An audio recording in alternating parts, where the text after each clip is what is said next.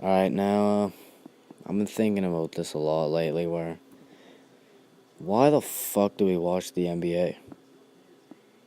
Like, the culture and the pettiness and all the fucking social media, all that shit, it's so fucking dumb. We fucking invented it up here. We don't even like that shit. We're like, fuck it, you can have it. You can have the Grizzlies too. We don't even fucking like them. We don't give a fuck about them. Man, what is fun about watching the Warriors win every year? And the whole fucking year I convinced myself, oh, dude, someone's gonna beat them. Dude, there's no way they can win that. Win every single fucking year. Well, I was wrong. Completely wrong. The beauty of hockey, if you had told someone, hey, the Caps are gonna win the Stanley Cup after they'd been down 2-0 going back to Columbus for Game 3, you'd be like, no way, they're not even winning this series. They're not going to beat Pittsburgh either. They're not going to beat Tampa when they're down 3-2. Man. If you're out there and you're disagreeing with what I'm saying, how much would you love to see Kevin Durant just get absolutely fucked up? Absolutely fucked up. The beauty of fucking hockey is if you do some dumb shit like dive or, hit the best player, fucking be a dick, you're gonna get fucked up.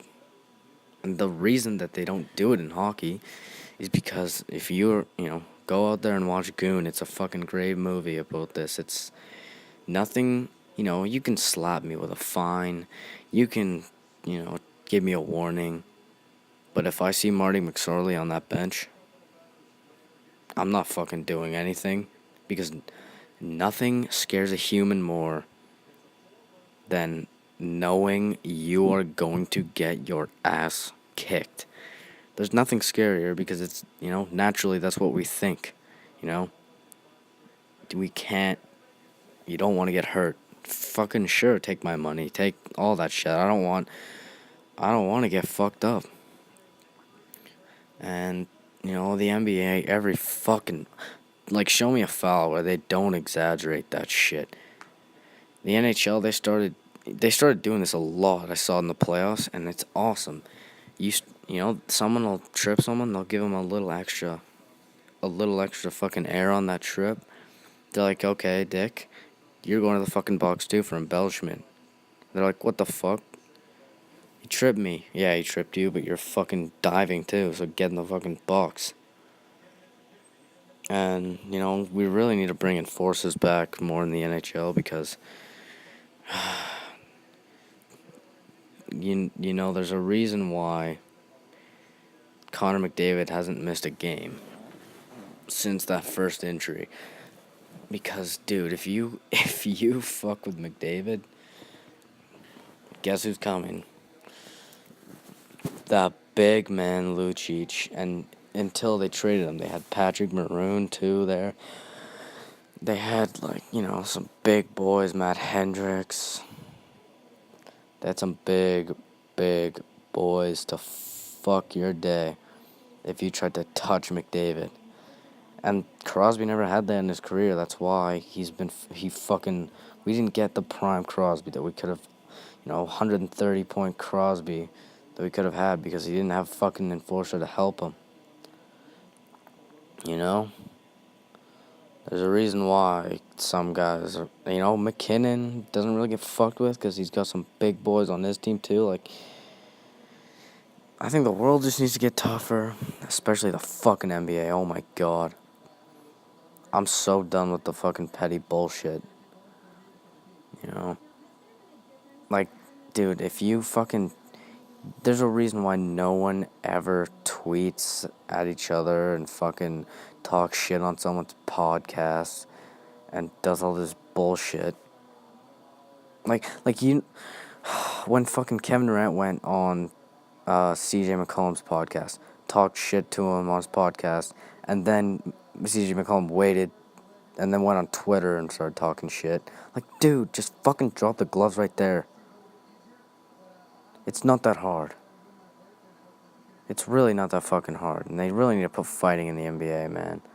Because Kevin Durant, like, little cunts, little bitches, fucking sensitive pricks like that, little fuckers like that, they get eaten alive and they wouldn't be in the league anymore, which would be awesome. You know, you got John Tavares going to the Leafs for the first time. You know, I can't even think of another time someone has left their team. The NHL is so loyal. Drew Doughty even said, "Oh, everyone wants to play for the Leafs," and then signed a fucking contract extension. Like, this is the fucking reason the NHL is so awesome. You draft a guy, you're probably gonna have him for a long time unless you trade him, or unless you don't have enough money to sign him. It's a fucking beautiful game. The culture of it, the respect of it, why does no other fucking sport do a handshake after their series? You know, there's guys just running to the dressing room, fucking crying. No, you shake that other man's hand and you say, "Good game. That was a good fucking series. I hope you have the best of luck in the next one." Like, it's fucking so ridiculous. Anyways, that's probably it for my rant. And back, just one more point on the John Tavares thing. That's the first time a superstar has ever moved that I can think of lately, off the top of my head. And he didn't go to Washington. He didn't go to, a team that just, that had, he didn't go to the best team in the league. He didn't go to, like, Pittsburgh or a team in his fucking division.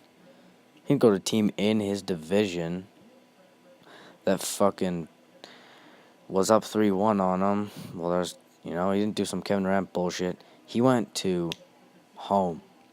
He was like, "You know what? I'm gonna go home. I'm gonna fucking play for the blue fucking nation." And the great part is that's not even gonna ruin the NHL. Still lots of competitive teams. It's fucking awesome. Fuck the NBA.